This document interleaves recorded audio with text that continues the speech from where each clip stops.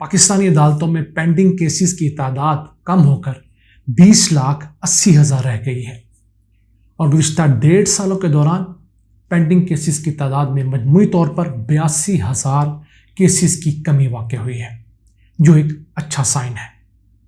जबकि हमारे दो अहम हमसाया मुल्क, एक तो इंडिया, उसमें इस वक्त 4,80,00,000 पेंडिंग केसेस हैं, कई सालों से अदालतों में फंसे हुए हैं, जो पाकिस्तान से 2,400% ज़्यादा हैं। जबकि बांग्लादेश, जो हमसे आबादी में तो कम है, लेकिन वहाँ पर पेंडिंग अदालती केसेस की तादाद बढ़कर 39 लाख हो गई है। आज आपको बताएंगे कि पाकिस्तान की लोअर जुडिशरी में कितने मिलियन पेंडिंग केसेस हैं, हाई कोर्ट्स में कितने हैं और सुप्रीम कोर्ट में, और ये भी डिस्कस करेंगे कि कितने केसेस डिस्पोज ऑफ किए गए। अस्सलाम वालेकुम व्यूअर्स, मैं हूं आपका मेज़बान अब्दुर्रहमान। किसी भी मुल्क की तरक्की में वहाँ की अदलिया का अहम किरदार होता है, क्योंकि लोगों ने इंसाफ के लिए अल्टीमेटली अदलिया के पास जाना होता है। पाकिस्तान में बहुत साल अदलिया की तरफ तवज्जो नहीं की गई। कुछ बेहतरी के आसार आए हैं, आइडियल सिचुएशन फिर नहीं है। वो किस तरह कि जनवरी सन 2021 में पाकिस्तान की तमाम छोटी बड़ी अदालतों में पेंडिंग केसेस की तादाद थी 21,62,000 और 1.5 साल बाद के फिगर्स आए हैं 30 जून सन 2022 को, जो साल कंप्लीट हुआ है। तमाम अदालतों में इस वक्त 20,80,000 केसेस पेंडिंग है, यानी 1.5 साल में बजाय केसेस बढ़ने के 82,000 केसेस की तादाद कम हुई है। अब इसको कोई बहुत बड़ा मार्क अगर आप ना समझें तो एक तस्वीर का दूसरा आपको दिखाते हैं। पिछले 1 साल के दौरान पाकिस्तानी अदालतों ने 41 लाख केसेस के फैसले किए। उसी के मुकाबले में 40 लाख नए केसेस दायर हो गए। तो ये जो नए केसेस का दायर होना है, इसको भी रोकना होगा। किस तरह? पुलिस को ठीक करके, और जो लागतबाजी के अंदर ये लोगों को तंग करने के लिए झूठे मुकदमे दर्ज करवाए जाते हैं, उसकी अगर बेखनी कर ली जाए तो इस 40 लाख को आसानी 20 लाख तक लाया जा सकता है। अभी फिलहाल पाकिस्तान में सिर्फ 4,000 जजेस की आसामियां हैं, यानी 55,000 आबादी के लिए एक जज है। इंटरनेशनल दुनिया में 10,000 आबादी के लिए एक जज हुआ करता है। इसका मतलब क्या हुआ? हमारे जजेस के ऊपर 5.5 गुना ज्यादा बर्डन है। यहां उन्होंने रोजाना के 10 केसेस सुनने होते हैं उसूलन, वहां उन्हें रोजाना 55 केसेस सुनने पड़ते हैं। इस वजह से भी तारीख पर तारीख आराम से मिल जाती है। अब बात करते हैं कि कौन सी अदालतों में कितने केसेस पेंडिंग हैं। अगर पूरे पाकिस्तान की लोअर जुडिशरी की बात की जाए, सिविल और सेशन अदालतों की, तो 17,54,947 केसेस पेंडिंग हैं। फिर 5 जो पाकिस्तान की हाई कोर्ट्स हैं, 4 सूबों में और एक इस्लामाबाद की, वहां पर 3,37,552 केसेस पेंडिंग हैं। जबकि सुप्रीम कोर्ट में 51,766 केसेस पेंडिंग हैं। पिछले 1 साल में सुप्रीम कोर्ट ने 12,838 केसेस का फैसला किया, जबकि उसके मुकाबले में 18,075 नए केसेस दायर हो गए। तो इस नए दायर होने केसेस के मैं खिलाफ हूं। इसका जब तक हम हल नहीं निकालेंगे, हम आगे नहीं बढ़ सकते। अगर लोअर जुडिशरी को बाइफरकेट कर लें, सूबों के क्या हालात हैं? सबसे ज्यादा केसेस पंजाब के अंदर पेंडिंग पड़े हुए हैं। 13,13,669 केसेस पंजाब की छोटी अदालतों में फंसे हुए हैं साल से। सिंध में ये तादाद कुछ कम है, वहां पर 1,17,790 केसेस पेंडिंग है।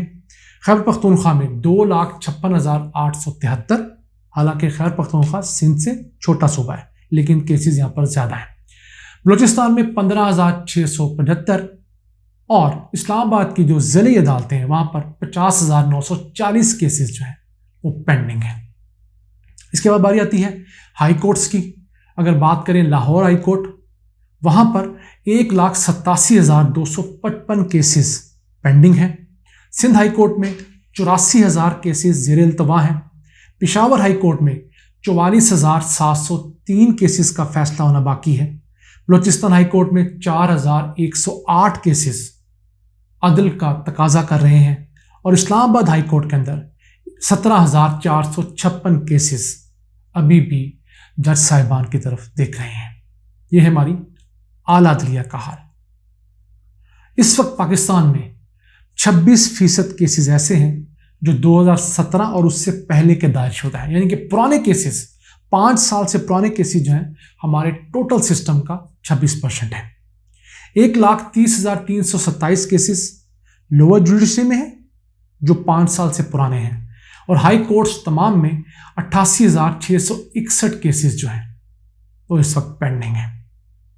ऑल्दो हाई कोर्ट के हद तक, लाहौर हाई कोर्ट में देखा है कि वहां पर नए केसेस के साथ पुराने केसेस की अलहदा कॉज लिस्ट बनती है और उनको अलहदा चुना जाता है ताकि एक अकाउंटेबिलिटी रहे और पता लगे कितने नए केसेस हैं, कितने पुराने हैं। लेकिन फिर भी अभी आइडियल कंडीशन नहीं है। अगर हम पाकिस्तान के सबसे बड़े सूबे की बात करें, पंजाब की, तो वहां पर 1721 जजेस मौजूद हैं, जबकि 500 सिविल जजेस की सीटें साल से खाली पड़ी हुई हैं। न जाने क्यों। फंक्शन सीटें, ये फौरी तौर पर यहाँ पर भर्तियां होनी चाहिए। 100 एडिशनल सेशन जजेस जो हैं उनकी सीटें भी खाली पड़ी हुई हैं। अगर ये तमाम जज साहबान भी सीटों पर होते तो जो 41 लाख केसेस का फैसला हुआ है, ये 41 ना होता बल्कि बढ़कर 50 लाख हो जाते। चलें, अब भी उम्मीद है ये हुकूमत इनिशिएटिव ले ले। उसके अलावा लाहौर हाई कोर्ट में इस वक्त 15 हाई कोर्ट के जजेस रिटायर हो चुके हैं, जबकि सुप्रीम कोर्ट ऑफ पाकिस्तान में भी 5 जजेस की शॉर्टेज है। जो जज रिटायर हो गए उनकी जगह पर अब तक नई तकर्री नहीं हो सकी, तो इस वजह से भी हमारे यहाँ जो प्रोसेस है बहुत स्लो हो रहा है। इसको देखना चाहिए। पाकिस्तान में कम से कम 1000 नई छोटी अदालतें बननी चाहिए।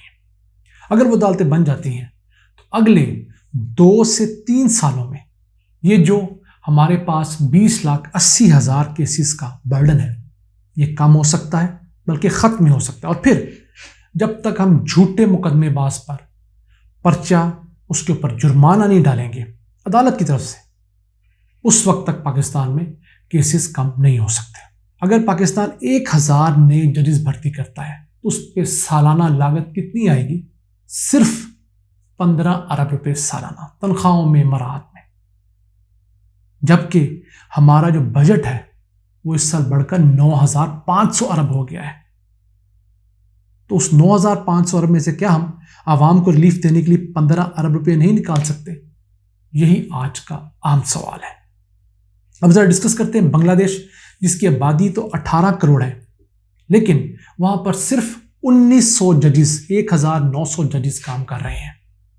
यानी कि पंजाब जो 12 करोड़ का सूबा पाकिस्तान में, जितने उसके पास जजेस हैं उतने ही 18 करोड़ के पूरे मुल्क बांग्लादेश के पास जजेस हैं। और यही वजह है कि वहां पर इस वक्त जो पेंडिंग केसेस हैं उनकी तादाद 3.9 मिलियन है। और ये दादोशुमार बांग्लादेश की सुप्रीम कोर्ट के चीफ जस्टिस हसन फ्यूज सिद्दीकी के हैं, किसी और बंदे के नहीं हैं। वो भी कोशिश कर रहे हैं कि बांग्लादेश में पाकिस्तान से जो डबल केसेस हैं उनको कम किया जा सके। फिर इंडिया के अंदर भी आवाज़ें उठ रही हैं कि 4 करोड़ 80 लाख पेंडिंग केसेस को किस तरह कम किया जा सकता है। अगर इंडिया स्पेस में जाने का सोचता है, चाइना से मुकाबला करना चाहता है, तो उससे अवाम को रिलीफ देने के लिए नए जजेस, नई अदालतें बनानी चाहिए। नाज़रीन, आज के लिए इतना ही। मुझे उम्मीद है कि आपको यह एपिसोड पसंद आया होगा। अपनी आरा, अपनी सजेशन से हमें ज़रूर यूट्यूब के अंदर कमेंट बॉक्स में या हमारे फेसबुक पेज पर जो इसी नाम से रिक पाकिस्तान विद अब्दुर्रहमान, वहाँ पर कमेंट किया करें। हम कोशिश करते हैं आपके तमाम कमेंट्स पढ़ें, उनको रिस्पॉन्ड करें और अच्छे आइडियाज़ को लेकर उन पर वीडियोस बनाएं, ताकि आम पब्लिक को भी समझ आए कि इस मुल्क के असल मसाइल क्या हैं और उनसे निमटने का तरीकाकार क्या हो सकता है। अपनी मेज़बान अब्दुर्रहमान को इजाज़त दीजिए। अल्लाह ने के बाद।